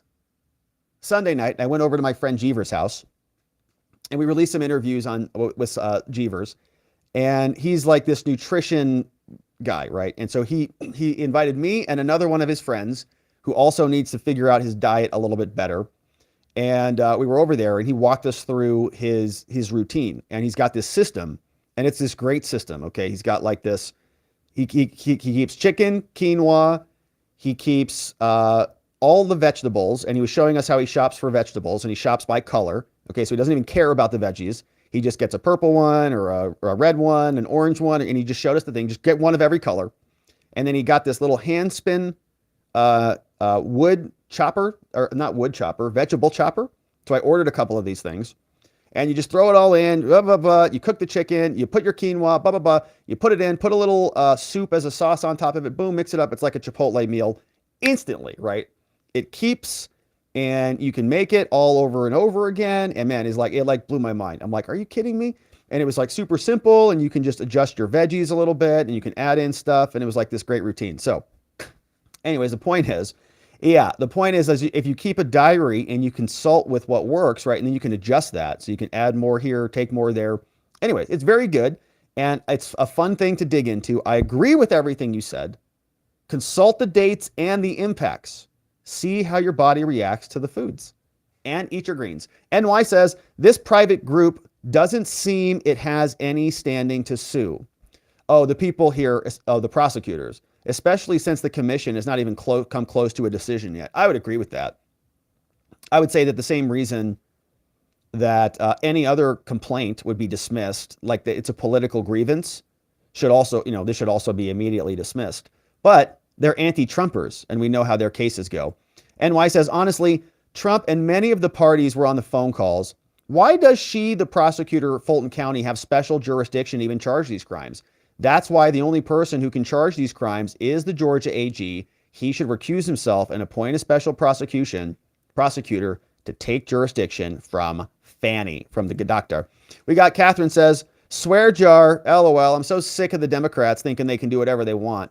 They run right to the court and go on TV to cry as usual. Yeah, it's like this is a legitimate law that was passed. What are you talking about? Georgia legislature passed it, and now they're upset about it. Daniel Henry's here. What's up, Daniel? Good to see you, my friend. He says, software engineer here. Sweet. He says, okay, PCI.gov is used only for external email addresses, not websites or other services, and only for officials in the executive office of the president. Woo! Oh, man. So that's fun. So, okay. So you're telling me that the executive office of the president set up the fake pseudonym email for Joe Biden? What? Why? Like, what's the purpose for that? Like, there are public record laws, right? That's why we set this stuff up, is so that, we can see it all. It's like, yeah, and there was the other story, in Michigan, they're using Greek and stuff. So they're hiding stuff to keep it outside of the purview of the public eye. Daniel, thanks for that. Fred's here. Rob, I made 3 important X statements. Please read. All right, well, we'll see what they look like, Fred. We'll see. No guarantees. We got Wells says, Rob, big international fan, a hypothetical question. Suppose I've got $1 million USD. I do not. What does it buy me in directed lawful opposition to all of this? Suppose I have a $10 million in a legalese war chest. I do not. Could I secure a minor change, dent in a landmark inventory?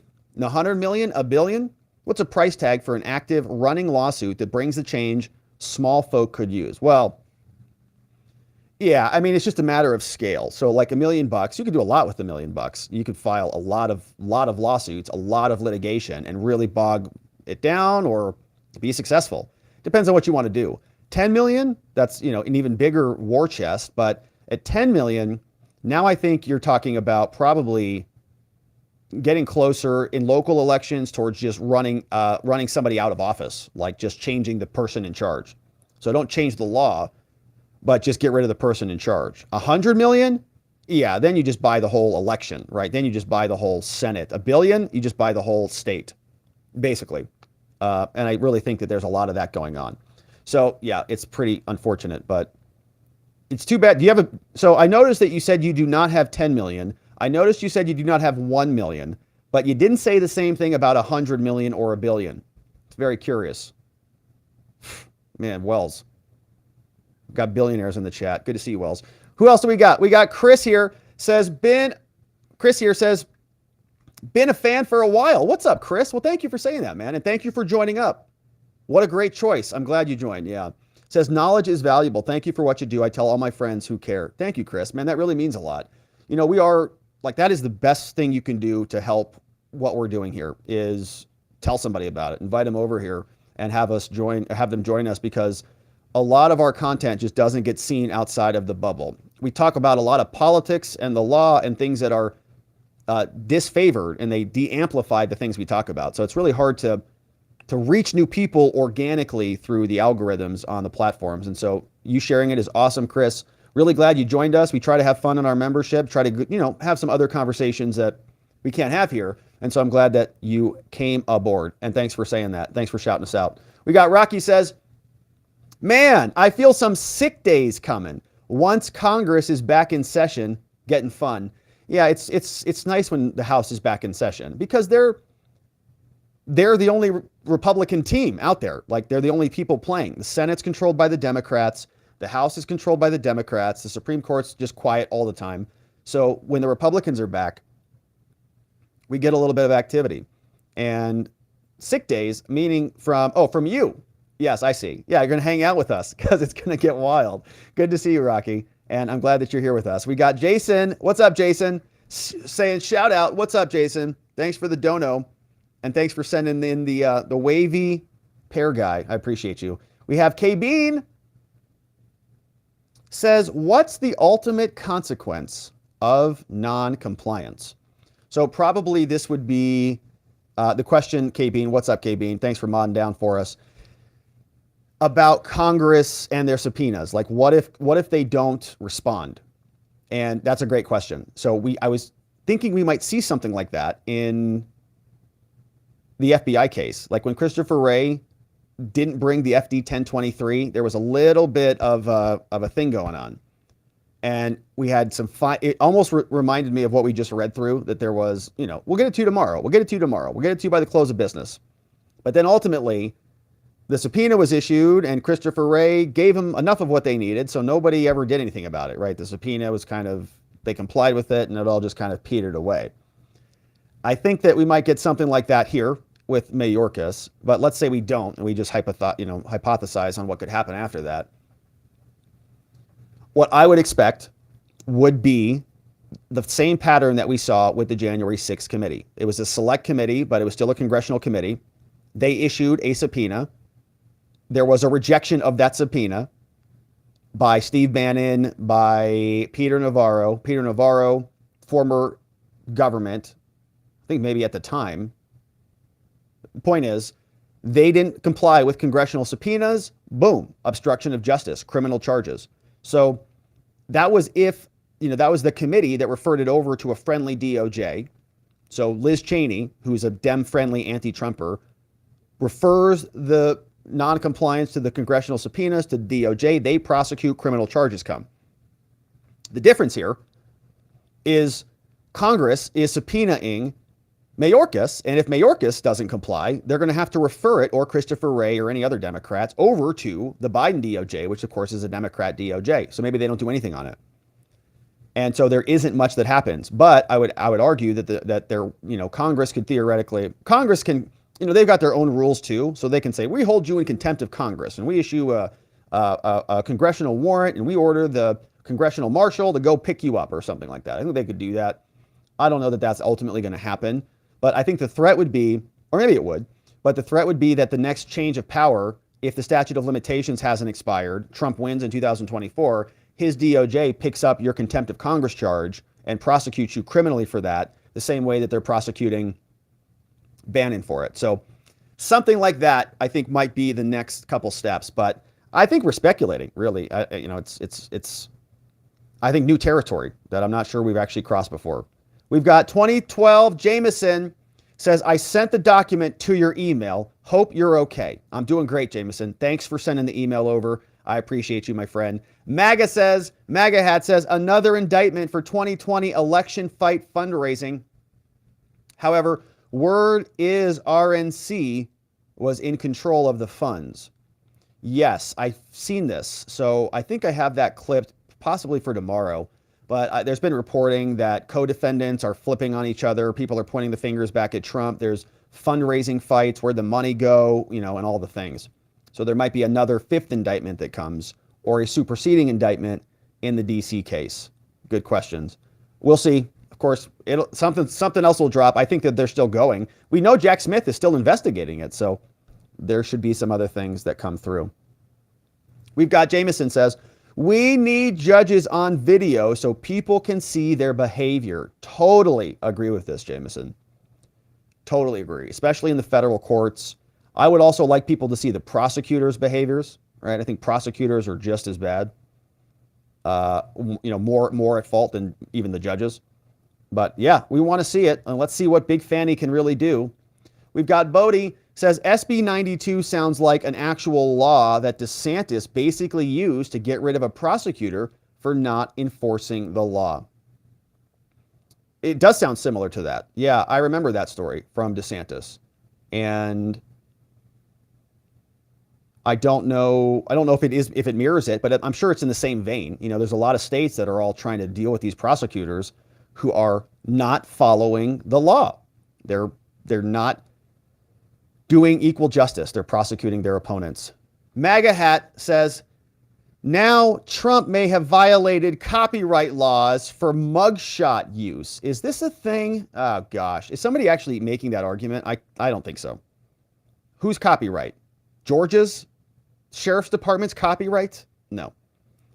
I think it's part of the public record. I don't think that's a real thing, but it's an interesting one.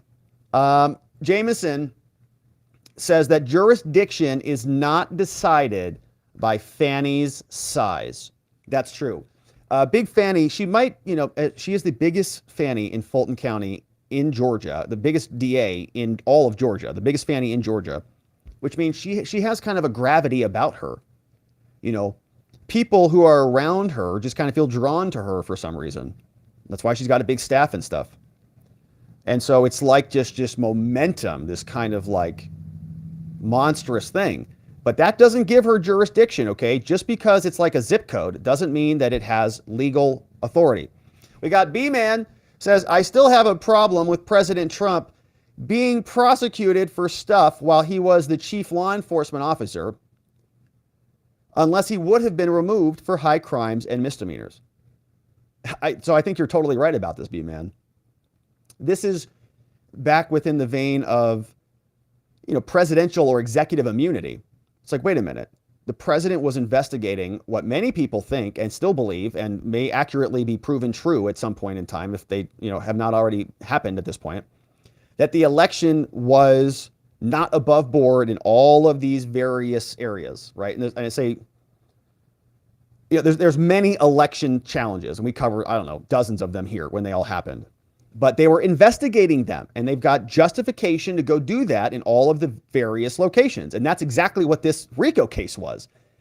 In Arizona, Trump was talking to Rusty Bowers. In Georgia, it was Brad Raffensperger. In Pennsylvania, Rudy went out there, and Sidney Powell went over here, and all these people did all these things. It's like, wait a minute. As the chief executive of the country, you've got to make sure that's literally what the executive branch does, is execute the laws, literally. Congress writes the laws, the executive branch executes the laws, and when there's a conflict, the courts say what the law is. They tell us what it is. And then they measure it against the Constitution with judicial review. But we have this system, and so Trump, by virtue of the fact that he was investigating the election, is now going to be prosecuted for doing the very thing he was elected to do. That's essentially the immunity argument in a nutshell. And we are so early in these cases that we're not seeing these be made yet. But they will. I think that they'll be made at some point. And pretty soon, too, because we've got trial coming up relatively quickly. We've got Angela Shannon. Welcome aboard, Angela. Good to see you as a member on YouTube. And YouTube members, join us on Telegram if you want to join the after party, which is where we're going to go and hang out here shortly after the show. We've got Rocky Waters in the house on local, says, hey, Rob, love the Field of Greens concept, but I'm already okay with the fruits and vegetables food group. Where I need to save time is with the Chef Boyardee food group. Do you have any pills I can replace that can replace, say, 1 can of beefaroni? Well, I don't, beefaroni is a hard one to replace. It's kind of like nature's most perfect creation, almost. It's got carbs, it's got beef, it's in a can. And you can just dump it out into your gullet, basically, without much preparation. The real question is, can we make beefaroni into a pill? That way, we can all have beefaroni. Good question. And you could add bacon to it, too. All right. Good to see you, Rocky. Hey, this one came in from MAGA Hat. Says, Elon may sue ADL, the Anti-Defamation League, which is a very defamatory organization, for $22 billion for devaluation of X. I saw this. Yeah, the ADL. So, they are, I think, a bunch of censors, and they say everything's hate speech and everybody's a white supremacist and so on. So, yeah, I saw that on the X, and hopefully Elon does that because they're censors. We got Rachel, says the Ninth Circuit judges are on video. They have a YouTube channel. And yeah, I remember hearing about that. And I think there was another pilot. There was a pilot program, I think in Florida. They're testing it, This is an old rule. I really think that we should see more of it. And that would be fun. Rocky says, sorry, last comment, Rob. No apologies, Rocky. Good to see you, my friend. Thanks for donos. Says, Rob, I'm thinking of some kind of voir dire process for federal judges in any felony case, to include questioning of the judge's past ruling, personal life, etc., in search for partiality. Wondering your quick thoughts, if any. Thanks, and rock on, from Rocky Water. Good to see you, Rocky. Yeah, it's a great question. It's like, so in practice, this does happen at the nomination and the confirmation hearings, right? This is the opportunity for the Congress to ask these questions, and they do it once, and they nominate you, you get confirmed, and you're done. So it wouldn't happen every time. Now, I was also looking for, motions like to disqualify a federal judge and what those rules are, and whether or not, actually somebody sent me an email about this, and yeah, we looked it up, I sent them the rule back. And the rule was something like the judge would have to find that the judge could be impartial, the federal rule. So like, would Judge Chutkan ever find that she's impartial in this case? No, of course not. So she's never going to remove herself. And if you ask for the removal, then you've just told the judge that you want the judge removed, and it's like it's not really a good look. So you got to ask for removal if you're going to win removal, and the judge needs to be biased to the point that justifies the removal. It's a high standard, man. Once the judges get past the post, they get a lot of leeway. Sometimes maybe too much, people say. Wells says, okay, here's a question. From Wells, LOL question, read or do not? We decide to read. If corporations are people, and a corporation is 35 years old, in America, could a corporation run for POTUS? Could we have John Deere establish 1837 for president? I like it. Yeah. I mean, probably country would be a lot better place. Our airplanes might work. Our equipment might work. Better than Buttigieg, whatever Buttigieg is up to. Thanks, Wells. And Flash River over on Locals says, Julie Kelly posted an interesting X post. Judge Tim Kelly sentenced Enrique Tarrio to 22 years in prison. What an absolute joke. Unbelievable.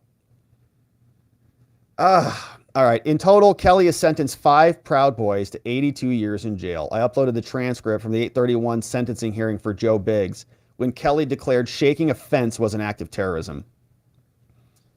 Sentencings are so brutal, my friends, and these poor people and their families, man, are just getting absolutely railroaded by our own government. It is a horrific thing that's happening.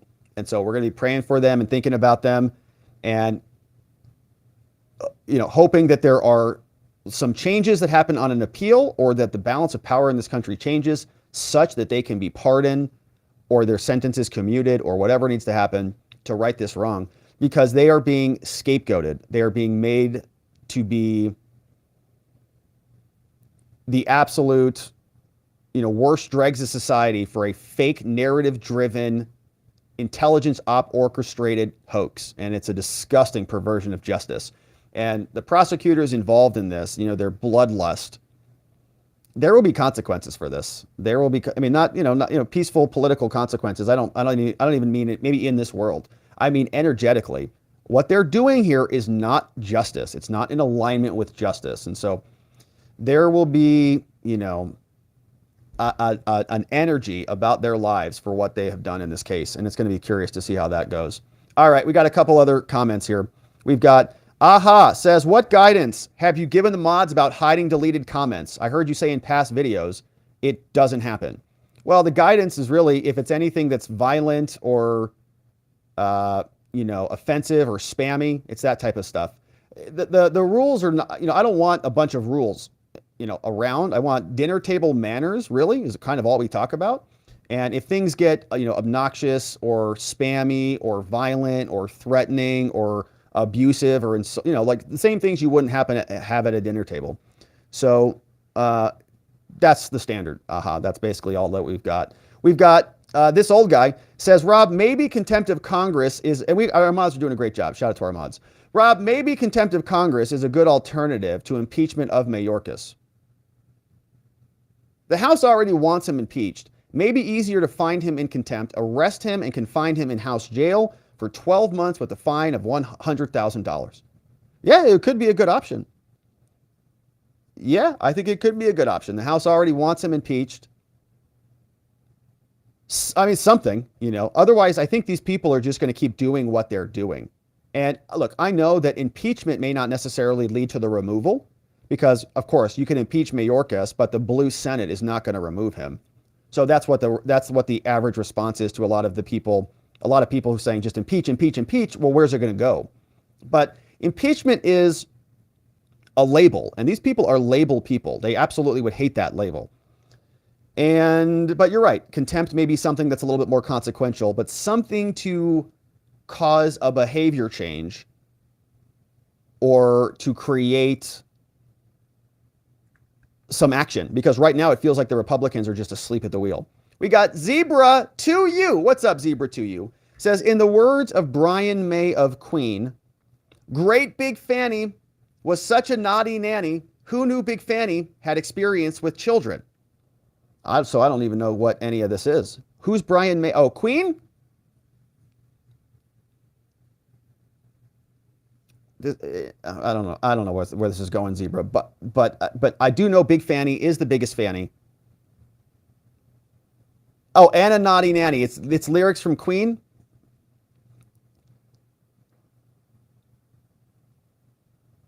Yeah, I'm gonna have to look it up, Zebra. Gonna have to dig into it. But thank you for the dono. I very much appreciate it. And Big Fani, she is the biggest one in Georgia, that's for sure. All right, Radices here says, I'm a nurse. The things said at the dinner table makes others vomit. Okay, so not nurse dinner table conversation. All right, not nurses. Not nurses. Everybody except nurses. At the dinner table. Dinner table manners, like, be polite debate. Things can get a little bit heated at the dinner table. Things can get a little bit, spicy. That's all good. But if you start like cursing at each other and start throwing the plate of broccoli at the wall, then, that's not conducive to a nice conversation. And so, we want people to be welcome and enjoyable and fun. And if all you're going to do is just be insulting to people all the time and just insult and detract from the chat, that's not dinner table manners. So that's the rule. And it's complicated. And, our mods are doing a great job, and shout out to the mods who are modding down the fort for us. We want things nice and orderly here, but we want people to feel like they can be communicative, but not disruptive, because we're trying to have a nice dinner. FMF says, Rob, hope you don't mind. I've been reposting you all over the X spaces. Your coverage is waking people up. Man, thank you, FMF.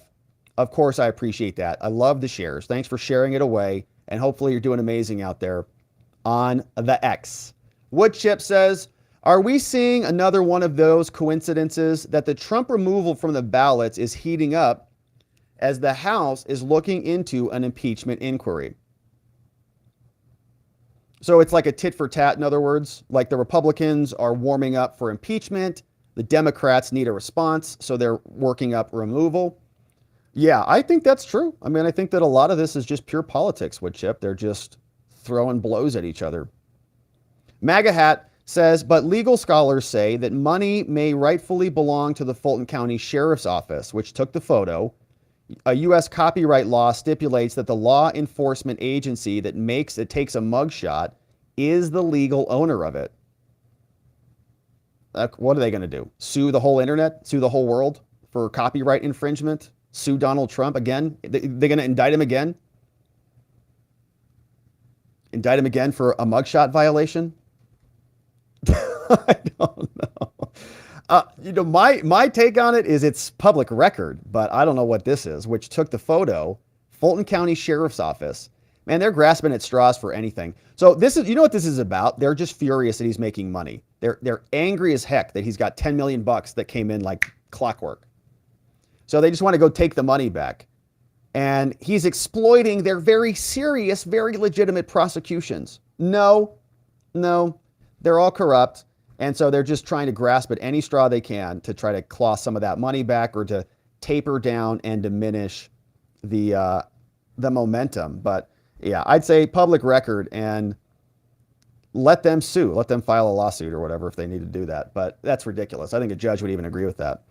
All right, my friends. And so thank you very much for all those lovely, lovely donos.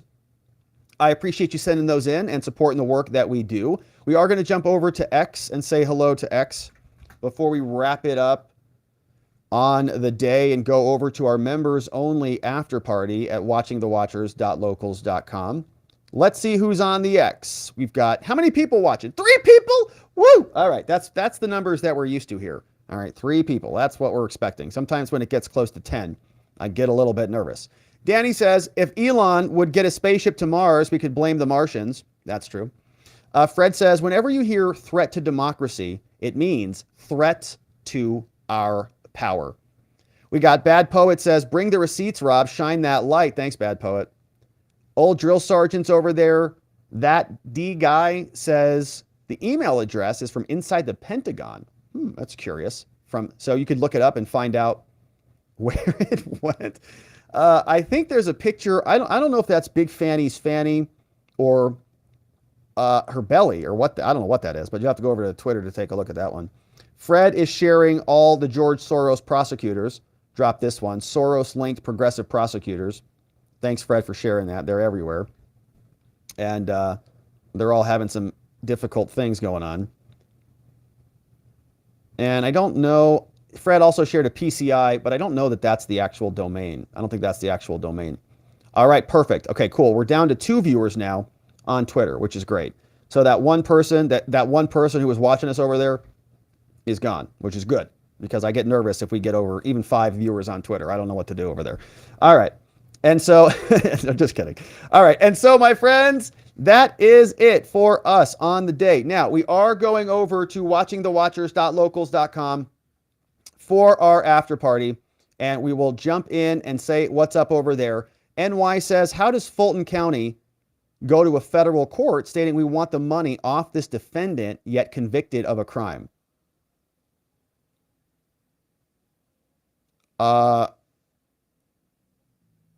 I don't know. So I think somebody would have to, so Fulton County would have to sue Trump to stop using the photo.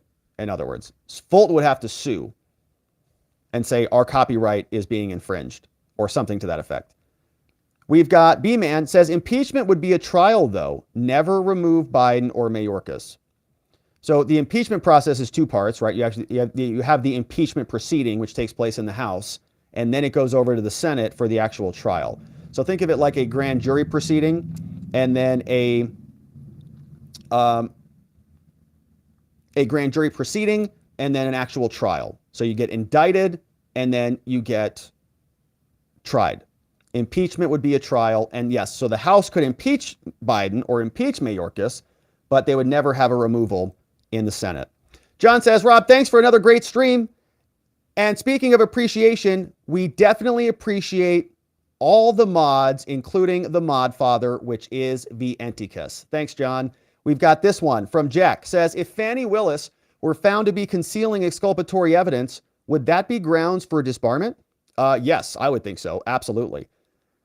That would be prosecutorial misconduct, and it would be necessary for her, I think, to be investigated by the state bar and then removed for that. It would be an egregious violation.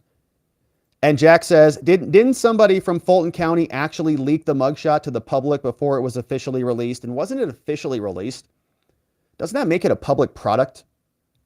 Well, it's a public agency and a public entity. And so I would say that that's a public record. And I don't know like what Georgia law says about that, but I'm sure Georgia law probably has some clarity on that, like what's officially defined in public records. But then, Fulton County would have to claim, like the fact that it's published doesn't make it,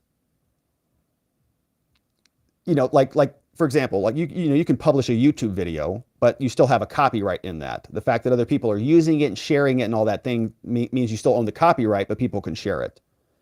Now, I think the difference might be if you make money off of that, right? They're going to say Trump is making money off of their copyright and that they can sue to reclaim their losses or something like that. And thanks, Jack, for both those very nice donos.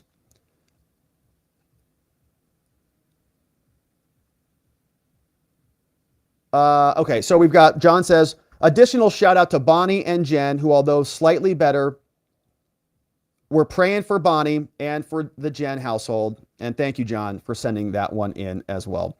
All right, my friends, that is it for us on the day. And so we are going to leave it there. We're going over to watchingthewatchers.locals.com for our members only after party. And we would love to see you there, watchingthewatchers.locals.com, which is where we're going. If you join us on YouTube, don't forget to grab the Telegram link so you can navigate over to the community section, grab the Telegram link, and join us over there. RobertGovea.com, our new website where you can get all the show reports. You can get access to this entire mind map. So if you want to navigate anything, we've got the September mind map now posted. So you can access all the September stuff because we got a fresh new mind map on the month. We also want to shout out our friends at fieldofgreens.com, and you can use code Robert at Field of Greens to save when you check out. 15% off at checkout. Big shout outs to our friends, Vienticus Prime, our mods. We've got K-Bean, Just Cause. We've got Playin' Hooky. Our friend Ronnie Cole, Zulu's here. Beyond Geo, Zach Nichols, John Allen, Janik909, Dog Digger, Donut Mind Me, and John McGarvey modding down the fort for us, along with Sleepy Dog Lee, Geegum Geegum, and our friend Nathan N810. But that, my friends, is it for us on the day, and we are going to leave it there. Locals, we're hanging out for a little bit. YouTube members, we'll see you on the Telegram if you want to join us. But otherwise, we got a new week ahead. We'll be back tomorrow to get into it all again. Whatever's in store for us, I'm sure it will be good.